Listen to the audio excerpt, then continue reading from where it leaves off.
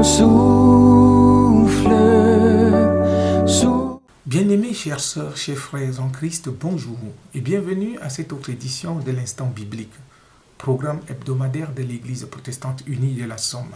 Je suis Patrice et très heureux de partager avec vous aujourd'hui ma lecture de Genèse 21, les versets 1 à 7. Je vous donne la lecture de ce texte. Le Seigneur intervint en faveur de Sarah, en faisant pour elle ce qu'il avait dit. Elle devint enceinte alors qu'Abraham était déjà un vieillard, et elle mit au monde un fils à l'époque que Dieu avait annoncé. Abraham nomma Isaac ce fils que Sarah lui avait donné. Il le circoncit à l'âge de 8 jours, comme Dieu le lui avait ordonné. Abraham avait 100 ans à la naissance d'Isaac. Sarah déclara, « Dieu m'a fait rire de joie. Tous ceux qui entendront parler d'Isaac riront avec moi. » Et elle ajouta, « Qui aurait pu dire à Abraham qu'un jour Sarah allaiterait des enfants? Pourtant, je lui ai donné un fils dans sa vieillesse. » Chers frères et sœurs, cette histoire, vous la connaissez très bien. L'histoire d'Abraham et de Sarah, qui étaient très avancés en âge et qui ne pouvaient pas avoir d'enfants. Mais les voies du Seigneur n'étant pas nos voies, ses pensées n'étant pas nos pensées, il a fait autrement de leur vie. Et en relisant ce passage, cela m'a véritablement inspiré ce que je pourrais donner comme titre à ce petit moment de partage biblique. Laissons le Seigneur féconder nos vies. Laissons le Seigneur rendre nos vies fécondes. C'est ce qui s'est passé avec Abraham et Sarah. Ils étaient ce qu'on appelle stériles, et particulièrement Sarah qui ne pouvait pas faire d'enfants. Ils ont essayé par leurs moyens propres d'en avoir à travers Agar, la servante de Sarah. Mais ce n'était pas ce que Dieu avait prévu pour eux. Voilà que dans la 100e année d'Abraham et la 90e année de Sarah, Dieu décide de faire les choses autrement, de changer leur vie et de rendre cette vie qui était stérile, il la rend féconde. Il y a plusieurs choses dans notre vie, plusieurs aspects qui peuvent avoir duré très longtemps sans issue. On se pose la question, pourquoi cet aspect de ma vie est mis en berne et je ne parviens pas à voir le bout du tunnel. Ma vie est comme stoppée, ma vie est comme stérile.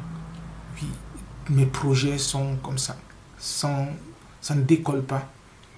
Et pourtant, il faut faire confiance à Dieu qui seul est capable de rendre les choses fécondes.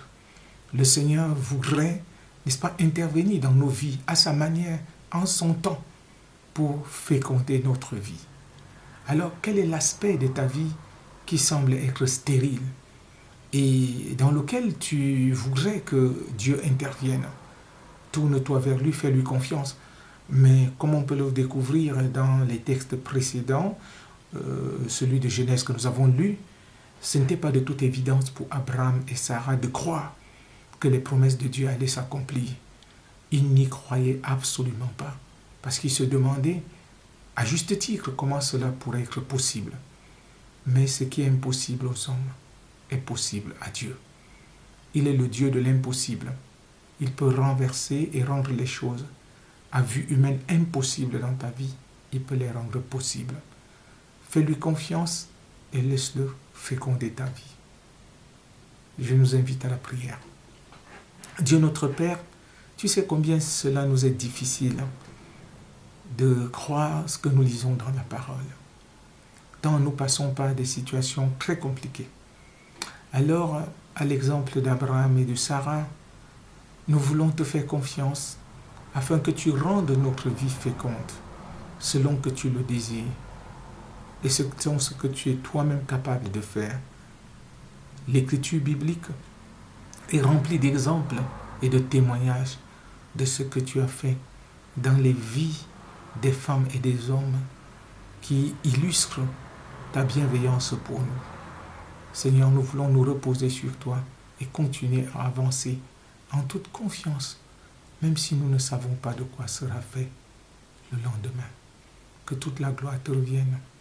Au nom de Jésus par qui nous te prions. Amen. Sœurs et frères, merci pour votre fidélité à ce programme L'Instant Biblique. Nous vous donnons rendez-vous la semaine prochaine pour une autre édition. Mais avant de nous séparer, nous allons chanter ensemble ce cantique « Seigneur, ton amour me touche. Seigneur, ton esprit souffle. » Je vous souhaite une excellente journée, une bonne suite de votre semaine et à très bientôt. Dieu vous bénisse. Au revoir.